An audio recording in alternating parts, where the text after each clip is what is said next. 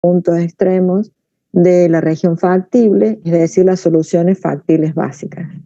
El algoritmo simplex fue desarrollado por Dancing en 1947 y nos permite resolver programas lineales que tienen cualquier número de variables y cualquier número de ecuaciones. El algoritmo, como ya les había dicho, parte de una solución factible básica inicial y a través de sucesivas iteraciones las va mejorando, es decir, va explorando las soluciones factibles básicas hasta identificar a la óptima. Lo que sería en el gráfico, ir explorando en forma sistemática los vértices de la región factible. También les había dicho que simplex era un algoritmo que tiene dos fases. La primera fase es encontrar una primera solución factible básica y en la fase 2 se procede a analizar si la solución es o no es óptima y en el caso de que no es óptima, mejorarla, es decir, encontrar otra solución factible básica que le dé un mejor valor a la función objetivo. Luego que se encuentra esa otra solución, se vuelve a analizar si es o no es óptima. Si es óptima, fin del procedimiento, y si no es óptima, se procede al mejoramiento hasta llegar a la óptima.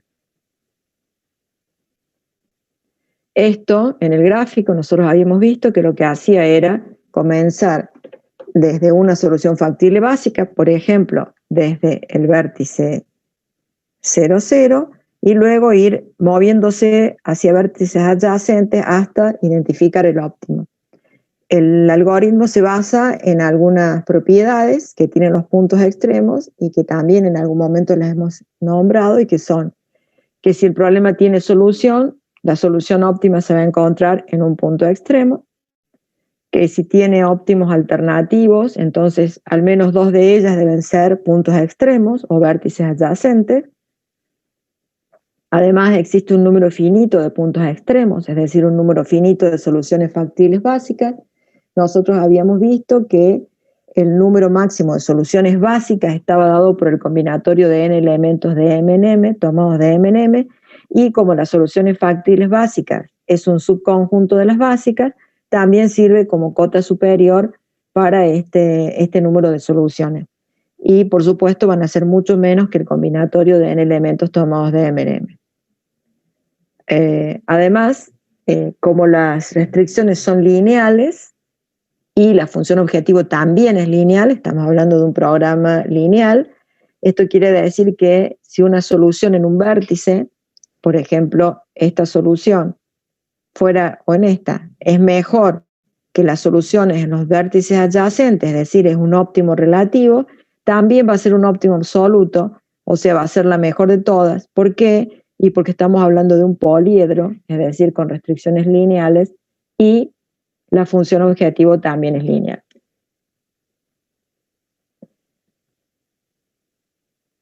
Vamos a trabajar ahora el simplex con el problema de Fruit. Si ustedes se acuerdan, era el que tomaba los jugos de fruta y los transformaba en jugos concentrados. La pulpa de fruta la transformaba en jugos concentrados. El objetivo era maximizar la contribución total a las utilidades y teníamos tres restricciones. Dos estaban referidas a los tanques de almacenamiento, que en definitiva nos estaba diciendo cuánto es lo máximo que podíamos producir de cada uno de los concentrados. Y la tercera restricción estaba referida a la cantidad de horas disponibles de la máquina destiladora. Lo que nosotros vamos a hacer ahora, nosotros lo habíamos resuelto gráficamente en su momento, ahora lo vamos a resolver con simplex.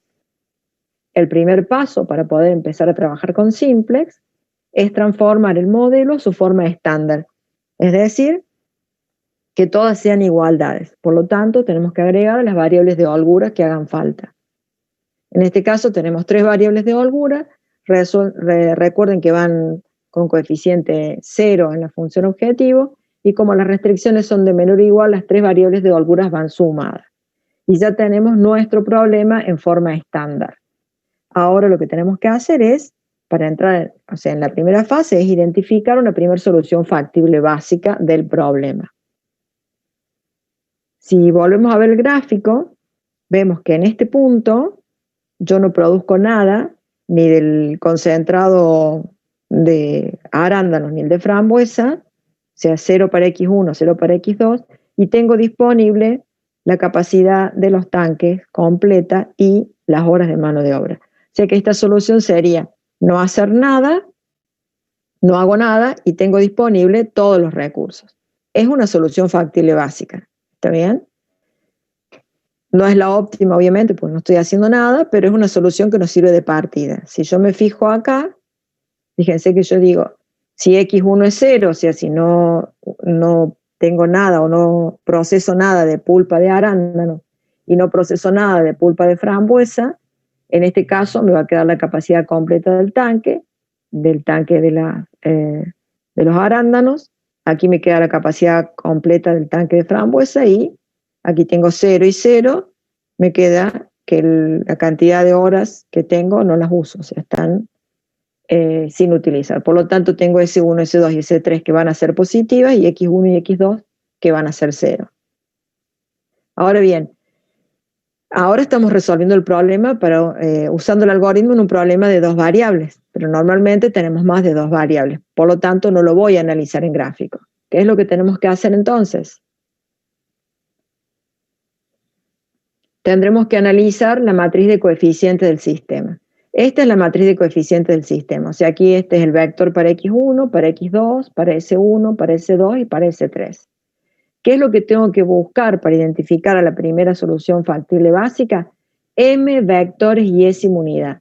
Es decir, si yo tengo 3 restricciones, tengo que tener 3 vectores y S unidad que me permitan de alguna manera armar la matriz de identidad. En este caso está armado, pero no necesariamente van a aparecer así, ¿sí? Entonces, a estas variables que se corresponden con los vectores y S unidad, estas son las que van a ser positivas en la solución que estemos trabajando. Y esas se llaman variables básicas. Entonces, variables básicas se corresponden con los vectores unitarios y son positivas para una solución factible básica. Las otras, en este caso, la X1 y X2, ¿sí?, son las variables no básicas y se corresponden con los restantes vectores de la matriz de coeficientes. Es decir, variables no básicas se corresponden con los otros vectores de la matriz y son iguales a 0 en una solución factible básica. Esto lo tengo que analizar siempre cuando voy a empezar a trabajar para poder entrar en la fase 2. Para poder entrar en la fase 2 tengo que tener la matriz de identidad de orden M. Es decir, que si yo tengo 4 restricciones, tengo que tener una matriz de identidad de orden 4. Es decir, 4 vectores y S unidad. ¿Sí? Una vez que verifico que los tengo, entonces puedo empezar a trabajar. Y ustedes me dirán, ¿qué pasa si no los tengo? Si no los tengo, ¿sí?, vamos a usar una técnica que se llama técnica de la base artificial, que lo vamos a ver la semana que viene. ¿Está bien? Pero en los problemas de máximo canónico siempre voy a tener la matriz identidad. Siempre voy a poder entrar, o sea, sortear la primera fase y pasar a la segunda. Entonces, hemos identificado la primera solución factible básica. En esta primera solución factible básica yo voy a tener que variables básicas van a ser S1, S2 y S3, y variables no básicas X1 y X2. Es decir, estas son las que son las X sub I mayores a 0, o sea, positivas, y estas son las XJ que son iguales a 0. ¿Sí?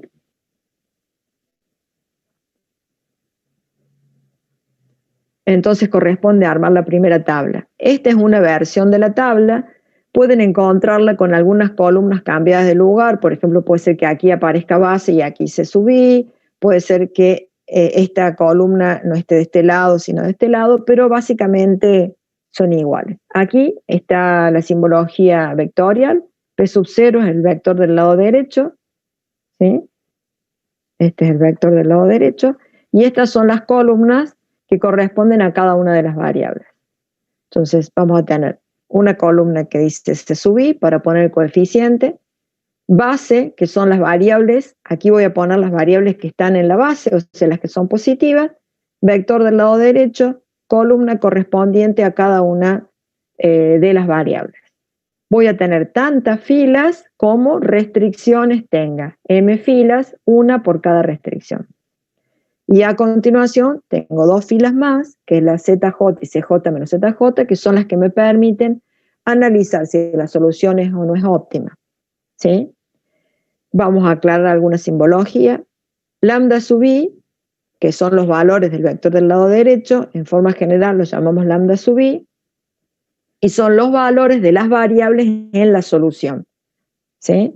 En esta primera solución, allí van a estar los b sub i, o sea, los valores del lado derecho originales. Luego tenemos los lambda sub ij, que se llaman tasa de sustitución. En la primera tabla son los a sub ij, o sea, los coeficientes que acompañan a las variables en las restricciones, y en las sucesivas tablas, como van a ir cambiando, les llamamos tasa de sustitución y ahora les llamamos lambda ij, ¿sí? Los llamamos diferente porque van a ir cambiando en las sucesivas tablas. Esta es la estructura de la tabla. Entonces, una vez que hemos identificado que tenemos la primera solución factible básica de partida, armamos nuestra primera tabla. Aquí está la primera tabla correspondiente al problema de Fruits. Este es el vector del lado derecho. Aquí está la columna que dice base. Aquí tengo, donde dice base, el nombre de las variables básicas. Aquí tengo los coeficientes que tiene cada una de las variables básicas en la función objetivo. Aquí tengo todos los coeficientes de la función objetivo, ¿sí? Vector del lado derecho, y aquí tengo cada una de las columnas de la matriz de coeficientes del problema estándar. Observen ustedes, P sub 3, que está aquí, no pongo P sub 3 en primer lugar por el subíndice, sino porque se corresponde con el vector 1, 0, 0. Después tengo P sub 4, se corresponde con el vector 0, 1, 0, y P sub 5, que se corresponde con el vector 0, 0, 1. ¿Sí? O sea que tiene que haber una correspondencia entre el nombre que tengo acá y el 1 que tiene en el vector. Y aquí, para esta primera solución, ¿qué diríamos? Que x1, que no está en la base, no está aquí en la base, es igual a 0. x2, que no está en la base, también es igual a 0. S1, que es la holgura que se corresponde con el vector P sub 3, el valor de esa holgura es 650. S2, el valor de S2 es 650 también. Y el valor de S3 es 30. Aquí tengo el valor de Z. ¿Cómo se obtiene el valor de Z? Coeficiente por valor de la variable. 0 por 650 más 0 por 650 más 0 por 30 me da 0. ¿Por qué no consideramos x1 y x2? Porque valen 0. ¿Está bien? Entonces, para esta solución, z es igual a 0. Luego corresponde calcular todos estos otros valores, de zj y de cj menos zj. Zj se calcula como la suma de los productos de los elementos de la columna C sub B, que es esta, por el elemento correspondiente de cada una de las otras columnas. ¿Sí? Entonces, el primero, que es Z0, el valor de la función objetivo, se calcula como la suma de los productos de los C sub I por los lambda I.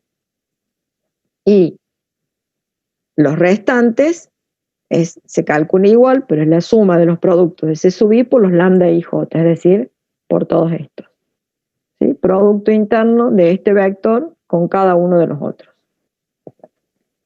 Obviamente en esta primera tabla acá voy a tener todos ceros, porque los C sub I, es decir, estos valores son todos ceros.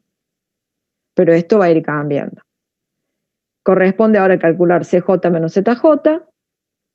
CJ menos ZJ, tal como dice aquí que es CJ menos ZJ, es decir, 20,5 menos 0, 20,5. 18,75 menos 0, 18,75 y así para cada uno. Y ya hemos completado la primera tabla.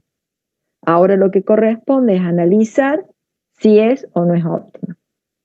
Este valor de CJ menos ZJ me indica en cuánto crece el valor de z si se incrementa en una unidad el valor de x sub j. Es la tasa de crecimiento de z.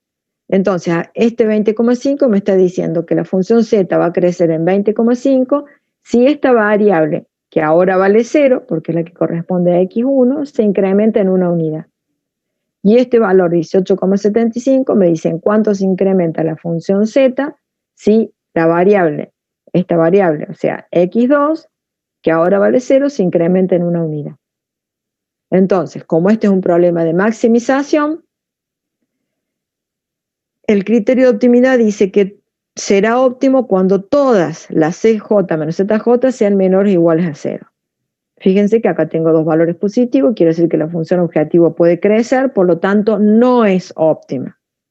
Esta solución no es la óptima. Si no es la óptima, entonces ahora tengo que pasar a la fase 2, o sea, dentro de la fase 2 tengo que mejorarla. Pero bien, es decir, estábamos en esta solución, aquí, ¿sí? Entonces mejorarla implica pasar de este vértice a alguno de los adyacentes. Y la cosa es, bueno, ¿hacia dónde nos movemos? Según lo que vimos en CJ menos ZJ, si me movía por el eje X1, la función objetivo crece en 20,5 por cada unidad. Y si me muevo por el eje X2, la función objetivo crece en 18,75 por cada unidad. Evidentemente me conviene ir en esta dirección. ¿Está bien? Si por cada unidad se incrementa en 20,5, yo voy a querer incrementar lo máximo que pueda. Yo veo acá gráficamente que aquí está lo máximo que yo pueda. Porque más podría pasar de esta solución que es factible básica a esta solución que es básica pero no es factible. Por lo tanto, esta no sirve. Yo ahora esto lo veo en el gráfico, pero si no tengo el gráfico, tengo que ver la manera de determinar hasta dónde me puedo mover, es decir, en cuánto se puede incrementar esta variable. Bien, es decir, que en esta etapa nosotros tenemos que analizar si se puede mejorar la solución.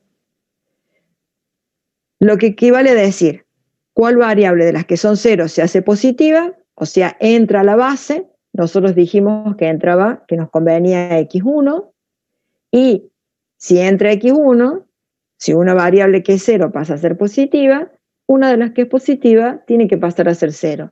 Y eso equivale a determinar cuál es la variable que sale de la base. ¿Sí?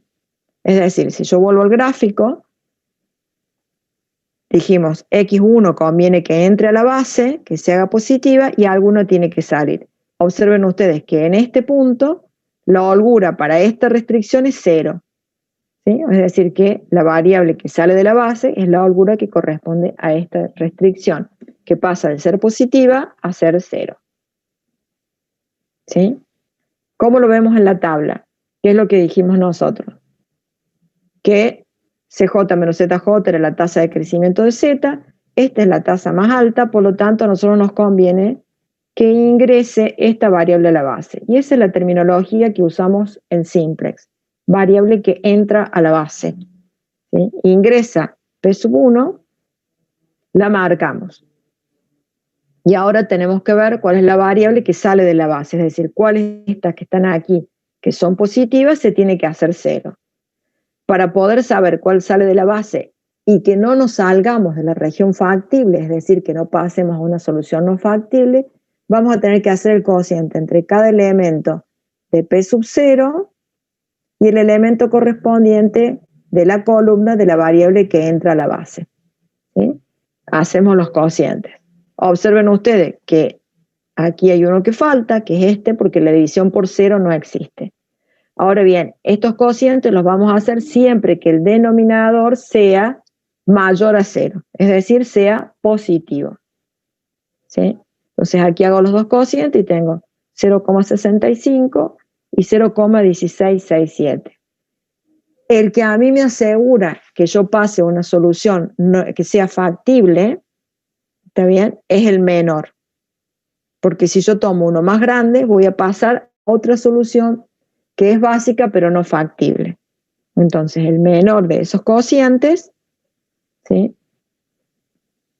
me da 1000 y 1799. El menor de ellos, este es el menor, me va a indicar a qué solución, cuál es la variable que sale de la base. O sea que esta sale de la base, ¿sí? Al elegir ese menor, lo que estamos haciendo es identificando lo que se conoce como el valor de tita. Tita es el mínimo de los cocientes para los denominadores mayores que 0. Ese mínimo es el que nos dice cuál variable sale de la base. Por eso aquí el mínimo, que es este, me indica cuál variable sale de la base. Es lo máximo que se puede incrementar x1 sin salir de la región factible, ¿sí? Y marcamos la variable que sale de la base. Entonces ya tenemos variable que entra y variable que sale de la base. Este valor que me quedó encerrado entre la columna de la variable que entra y la fila de la variable que sale se llama elemento pivot. Y este es el que nos va a servir para poder hacer las iteraciones para pasar de esta solución a la solución siguiente. En la próxima solución, entonces, entra x1 a la base, sale S1, es decir, la que corresponde a P sub 3. Quiere decir que en la próxima tabla, aquí, va a entrar P sub 1, en el lugar de la que sale, ¿sí? Entra P sub 1, sale P sub 3. Vamos a calcular ahora la nueva solución. Esta es la misma tabla de recién, solo que yo le saqué lo que no iba a necesitar ahora, las columnas que no iba a necesitar. Entonces recién dijimos, entra P sub 1, sale P sub 3. Quiere decir que este es el elemento pivot. Para pasar de esta solución a la otra, vamos a usar operaciones elementales en fila. Ustedes conocen 3 operaciones elementales en fila: intercambio de filas entre sí, multiplicar a una fila por un número distinto de 0, sumarle a una fila otra u otras multiplicadas por un número. Nosotros vamos a usar solo 2 de esas operaciones. Es decir, intercambio de filas entre sí no las vamos a usar nunca. A esa la tachamos. Vamos a usar la operación multiplicar una fila por un número distinto de 0 y sumarle a una fila otra multiplicada por un número. La primera que vamos a usar siempre es multiplicar una fila por un número distinto de 0. ¿Se acuerdan que yo les dije que P sub 1 entraba en el lugar de P sub 3? Por lo tanto, P sub 3 tenía el vector 1, 0, ahora este tiene que ser 1, 0, 0, este tiene que ser 1, 0, 0. Lo primero que tengo que hacer es lograr este 1. Quiere decir que la primera operación que voy a hacer es a toda esta fila la divido por 0,65, es decir, la multiplico por 1 sobre 0,65. ¿Sí? A la fila 1 la voy a multiplicar por 1 sobre 0,65 y obtengo lo que se conoce como fila pivot. A esta fila la llamamos ahora,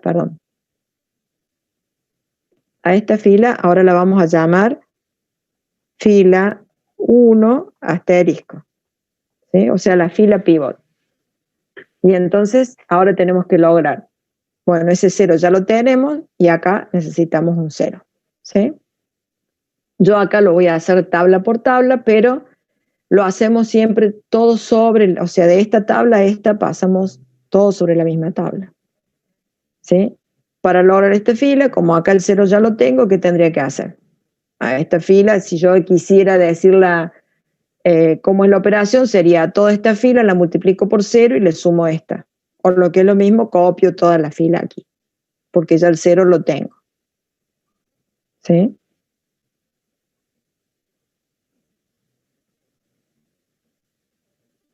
¿Está? Entonces tengo ya la fila con el 0. Ahora correspondería hacer 0 esta. La operación elemental en fila que voy a hacer es, a esta fila, que es la fila pivot, la voy a multiplicar por el opuesto de este número. O sea, voy a hacer esta fila por menos 0,01667 más esta fila, ¿sí?, que es la fila 3. Y el resultado lo voy a poner aquí. ¿sí? O sea, trabajamos con la fila pivot nueva, es decir, con esta y esta que está pintada de verde. Entonces, por ejemplo, acá, ¿qué voy a hacer? Voy a hacer 1 por menos 0,01667 más el valor que está en la fila 3. Entonces va a ser 1 por menos 0,1667 es menos 0,1667 más 0,1667 me da 0. ¿Sí? Aquí que tengo 1000 por menos 0,1667 más 30 me va a dar este valor que es 13,33. Luego tengo 0 por menos 0,1667 más 0,2 me va a dar 0,2. Acá me va a dar el valor directamente, ¿sí? Uy. Aquí tengo 1 por menos 0,1667 más el 0 me va a dar 1 por menos 0,1667. Fíjense que estos dos vectores no se modificaron, ¿sí? Entonces sigo teniendo los tres vectores y esa unidad. El que corresponde a P sub 1, el que corresponde a P sub 4 y el que corresponde a P sub 5. ¿Sí? Entonces ahora se ha completado esta parte de la tabla, ¿sí? Ahora la puse completa. ¿Qué nos faltaría? Calcular la fila de ZJ. ZJ, recuerden que, o sea, estoy actualizando la solución, ZJ tengo 20,5 por 1000 más 0 por 650 más 0 por 13,333, me va a dar acá 20.500. Aquí tengo 20,5, 0, y así obtengo cada uno. Luego, CJ menos ZJ, es decir, acá 20,5 menos 20,5 es 0, 18,75 menos 0 es 18,75, 0 menos 31,53846 es 31,53, es menos 31,53 y así. ¿Sí? Y corresponde ahora preguntar, ¿es esta la solución óptima? No, no es la solución óptima. ¿Por qué? Porque todavía tengo un valor positivo acá. ¿Qué solución es esta? Fíjense. X1 lo tengo aquí, ¿sí? X1 es igual a 1000. X2 no está en la base, es igual a 0. S1, que es el que se corresponde a P sub 3, tampoco está en la base, es igual a 0. S2 es igual a 650. S3 es igual a 13,333. ¿Sí? Y Z, que lo tengo acá, el valor de Z de la función objetivo es 20.500. Y esta es la siguiente solución factible básica, que no es óptima porque tengo este valor que todavía es positivo. Por lo tanto, como es el único positivo, esta me indica cuál es la variable que entra a la base. Si hubiera más de uno, me fijo en el máximo. Entonces, esta es la variable que entra a la base. A continuación, corresponde saber cuál variable saco de la base. Para saber cuál variable saco de la base, tengo que hacer los cocientes entre cada elemento de la columna P sub 0, dividido el elemento correspondiente de la columna de la variable que entra, pero solo para denominadores mayores que 0. O sea que este no lo voy a hacer. Tengo que hacer 650 dividido 0,75 y 13,33 dividido 0,02. Es decir, lambda i dividido lambda ij para los lambda ij mayores a 0. Y los dos que me dieron son 866,66 y 666,66. El menor me dice cuál es la variable que sale de la base. Y a la vez me va a decir cuál es el máximo valor que puede asumir o que va a asumir la variable x2. En definitiva, con cuál valor va a entrar a la base. Entonces, esta es la que sale de la base. Ahora me quedo como pivot este valor que está encerrado entre la que entra y la que sale. Y entonces ahora, para actualizar la solución, lo que vamos a tener que hacer es a la matriz ampliada, o sea, desde acá en adelante, y hasta acá, ¿sí? A esta fila, como es la pivot, ¿qué es lo que voy a hacer? La voy a dividir por 0,02, ¿sí? Y obtengo la fila pivot. Esta queda como está, porque ahí tengo un 0, y aquí que voy a necesitar un 0, lo que voy a hacer es a la fila que ya conseguí como pivot, a la fila modificada, la voy a multiplicar por menos 0,75 y se lo sumo a esta fila. Y pongo el resultado en la nueva tabla. Y aquí ya tengo la solución actualizada. P sub 1, P sub 4 y P sub 2. Me fijo en la fila de CJ menos ZJ, no hay ningún valor positivo, quiere decir que esta es la solución óptima. ¿Sí? Y aquí tengo la solución. X1, 1000, X2, 666,66, S1 no está en la base, vale 0, S2 se corresponde con P sub 4, 150, S3 vale 0. Z, redondeado, porque acá es 32.999,97, 33.000. Y así hemos llegado a la solución óptima, que es la misma que habíamos obtenido gráficamente. Y con ella podemos hacer el informe final. ¿Sí? ¿Preguntas?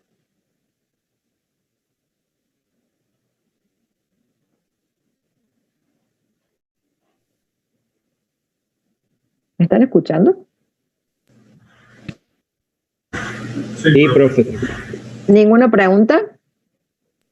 O sea, Yo en el caso que sean mucho más variables, van a ser mucho más cálculo, por eso más adelante, cuando sean más variables, vamos a necesitar un software para resolverlo, ¿no es cierto? Claro, pero vos en clase vas a resolver problemas que sean factibles de que lo hagas. No Sí, te sí. voy a dar problemas con 50 variables. ¿Está bien? Pero sí vas a tener que resolver problemas con, qué sé yo, 3 variables de decisión o 4 más 2 o 3 de holgura y así. Pero nunca hemos tomado más de 3 tablas. Así. ¿Estamos? Por supuesto que cuando uno tiene problemas más grandes necesita el software, pero ustedes como ingenieros del sistema tienen que saber cómo funciona el algoritmo. ¿Preguntas? ¿Otras preguntas? ¿Ninguna? Bueno, ahora vamos a trabajar preferentemente en grupo. Vamos a armar, yo les voy a armar, voy a poner, voy a setear